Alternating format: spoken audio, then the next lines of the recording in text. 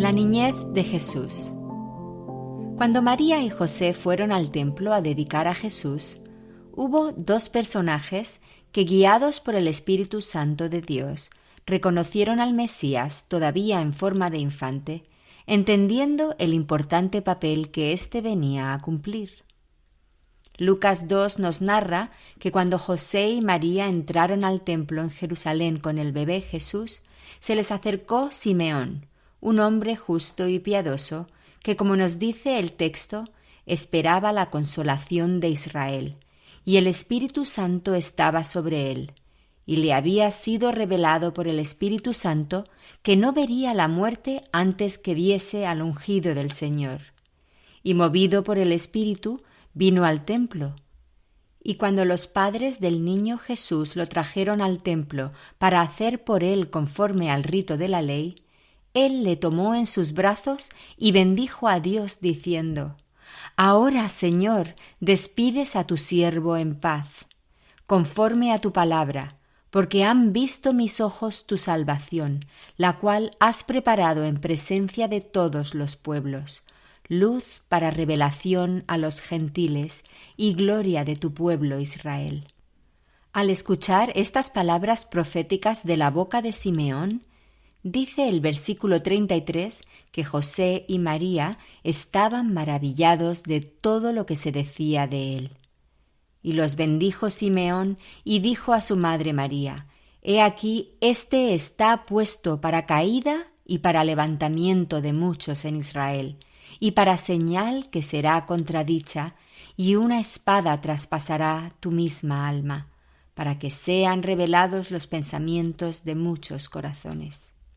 Justo estos días estaba yo viendo un documental en el canal de historia sobre Jesús, donde se insinuaba que Jesús no sabía bien cuál era su ministerio aquí en la tierra y que lo fue descubriendo y variando.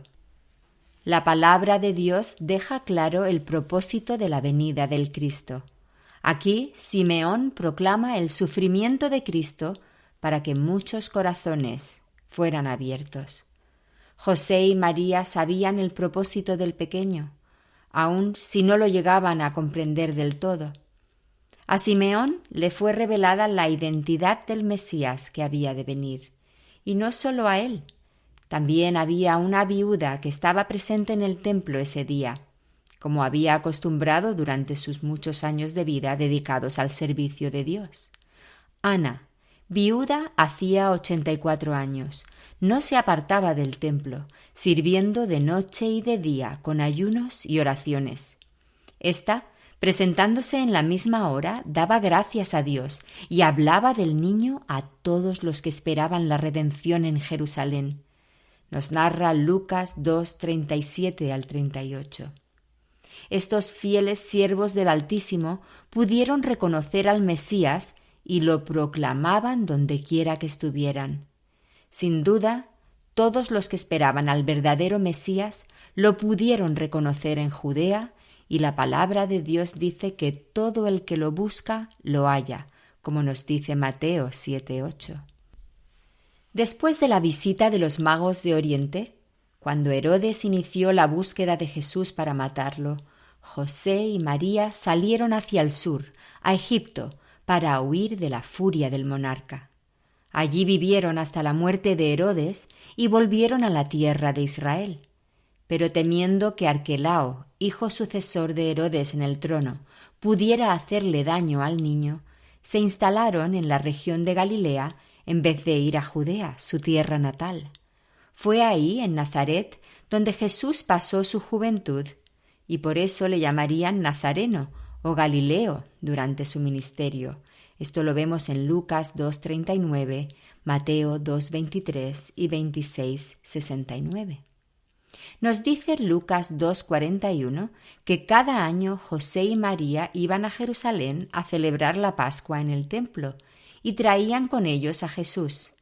Tenemos incluso grabado en Lucas 2 un incidente en el que, tras haber perdido al jovencito Jesús de 12 años, José y María lo encontraron en el templo, sentado en medio de los doctores de la ley, oyéndoles y preguntándoles, y todos los que le oían se maravillaban de su inteligencia y de sus respuestas.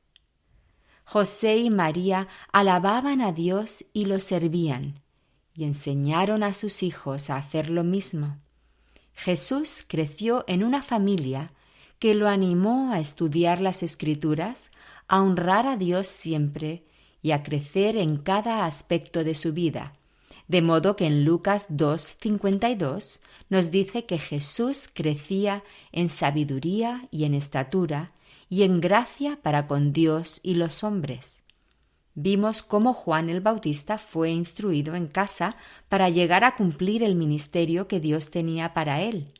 Y de igual modo, hasta Jesucristo, el mismo Dios hecho hombre, necesitó unos padres que lo guiaran para poder cumplir el propósito para el que había venido a la tierra. Espero que tomemos en serio el crecimiento espiritual y la enseñanza en la palabra que damos a aquellos que dependen de nosotros. El crecimiento físico es importante, pero más aún el ocuparnos en crecer en sabiduría y gracia para con Dios primero y en consecuencia para los de alrededor. Estás escuchando Reflejos de su Gloria, un programa que tiene como objetivo compartir las enseñanzas de las Escrituras, celebrando la gloria de Dios al conocerle más y mejor.